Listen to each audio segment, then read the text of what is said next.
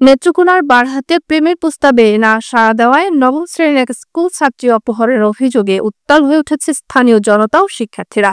আজ সকাল 11টায় কাঁকুড়া বাজারে মানববন্ধন করে তারা দোষীদের দ্রুত গ্রেপ্তার ও শাস্তির দাবি জানান। পরিবারের অভিযোগ, হৃদয় খান ও তার সহযোগীরা মুখে গামছা পেঁচিয়ে ছাত্রী মাহিয়া সুলতানাকে অপহরণ করে 5 ঘন্টা পর গেরিয়া গ্রামের একটি কালভার্ট থেকে তাকে উদ্ধার করা হয়। এ ঘটনা এলাকায় রয়েছে চরম উত্তেজনা।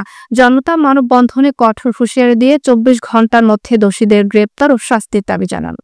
72 ঘন্টা অতিবাহিত হওয়ার পরেও এখনো আসামি ধরাছোঁয়ার বাইরে। তারই প্রতিবাদে এই অপহরণের বিক্ষোভ মিছিল ডাক দিয়েছে অত্র এলাকার স্থানীয় যারা আছে এবং স্কুলের ছাত্রছাত্রী এবং শিক্ষকবৃন্দ। তারই পরিপ্রেক্ষিতে আসামিদের দ্রুত গ্রেফতার এবং সর্বোচ্চ শাস্তির দাবি করেছেন তারা। অতি দ্রুতই যাতে আসামিদের গ্রেফতার করে আইনের আওতায় আনা হয় এমন দাবি করেছেন এই বিক্ষোভ মিছিলে অংশকারী স্থানীয় যারা আছেন সকলেই। নেত্রকোনার বারহাট্টা থেকে সাইফুল ইসলাম, মুভি বাংলা টেলিভিশন,